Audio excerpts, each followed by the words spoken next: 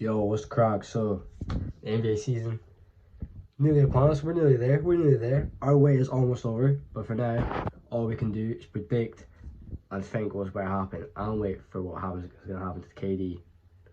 We'll find out. Anyway, dark horses for the MVP. This is really just people who they're not like the first 5 names that are going to get picked. Obviously, got Jokic, Giannis, LeBron, AD, Embiid.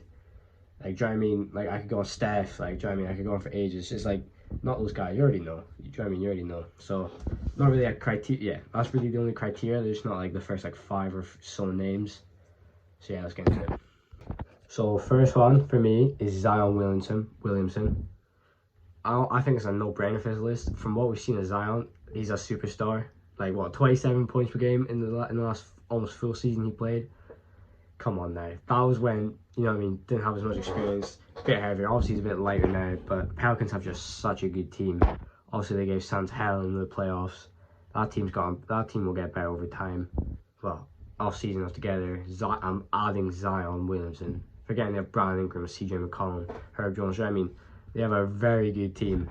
Like, easy. This team could easily be a top 3 seed. They could even be the #1 seed. I mean, easily. But obviously, time will tell. But I think Zion's quite a good pick for this one. So yeah, Zion, elite finisher, one of the best. Do you know what I mean? This man finished anything through contact. Like, you can't guard him in the paint. He is the king of the paint. Obviously, he's lost a lot of weight.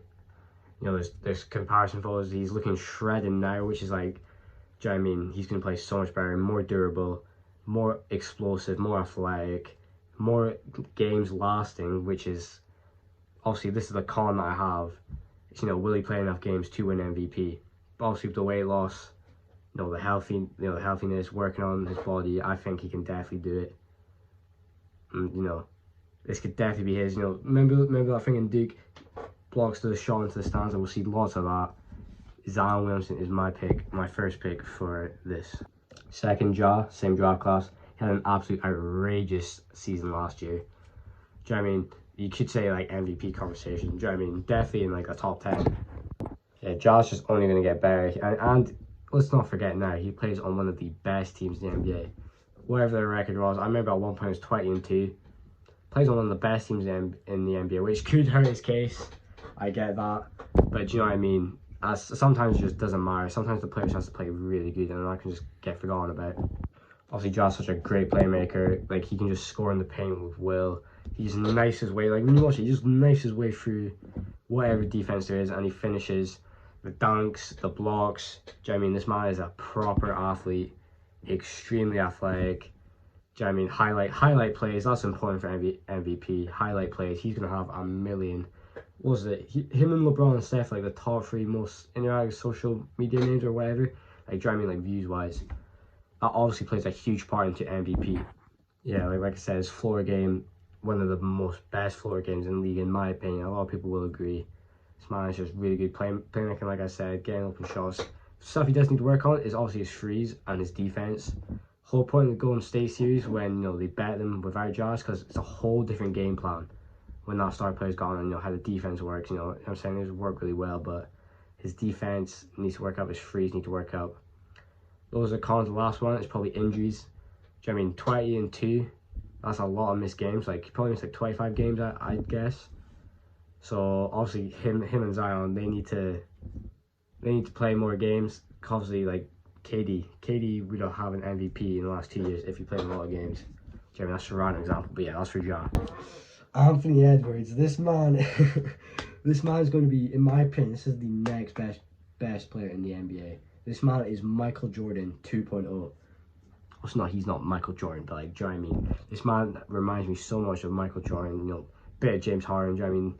But he's just everything you want an offensive player, finishing, mid-range, the dribbles of the threes.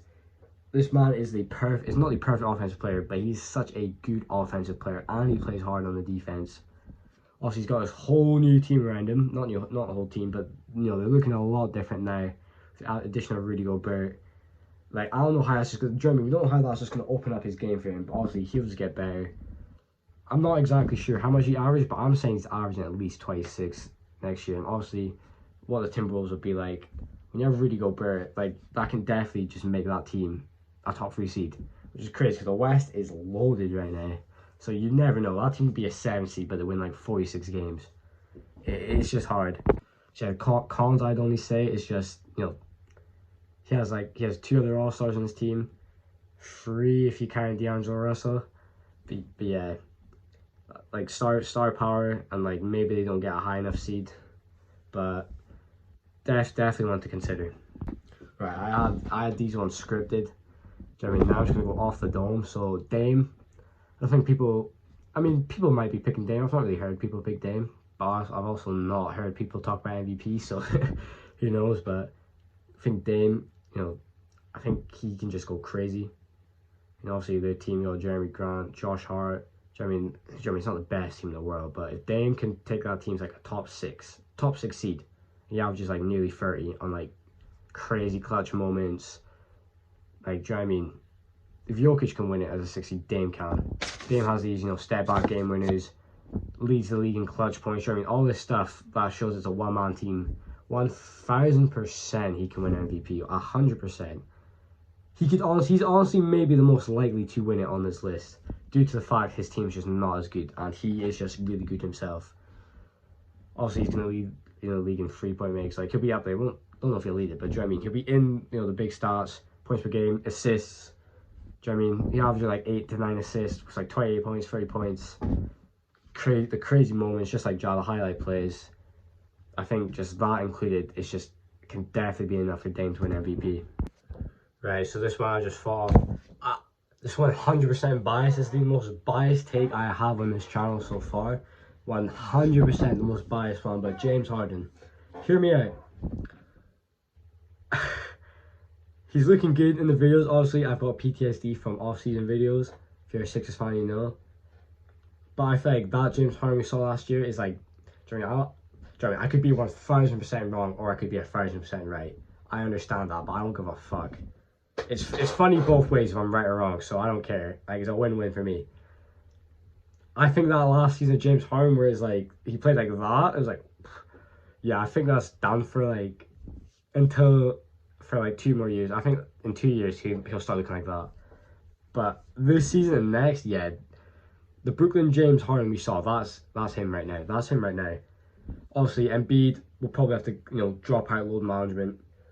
He'll probably get injured again, or something will happen where he'll sit. Obviously, James Harden plays every game when he's healthy. Like, do you know what I mean? He will play every game. That's the player he is. And he'll, do you know what I mean? He'll have crazy stars. So it's like, it's just there. And obviously, we've got, you know, do you know what I mean? Harden elevates the team. We've got Maxey. We've got Tobias. We've got good surrounding pieces. Like I said, it's a 100% biased take. But James Harden, for sure, is a dark horse for MVP. I hope I see more of this. I hope I see more people saying he's not a dark horse, because, like, I guess from your parent perspective, but still, no one's picking James Harden to win MVP. I'm saying it first here. James Harden could be the MVP. Yeah, I could definitely go more in depth, but I'm not going to. I mean, to be honest, that's really all I got. I've, you know, looked through all the teams, like, do you know what I mean? Like, honorable mentions, Trae Young, Kawhi, Tatum, AD, like, do you know what I mean? I don't need to explain those ones too much. Trae Young, I don't think he could win an MVP. I think the Hawks would be good, but, like, when you have the teammates like Dejounte Murray and, you know, John Collins, I think that's a bit of a good cast. Obviously for James Harden, yeah, Joel Embiid and this blah blah blah blah, but like still, do you know what I mean? I'm not really using logic here, but those are really my other honorable mentions. But yeah, let me know your ones, and let me know if you disagree with me.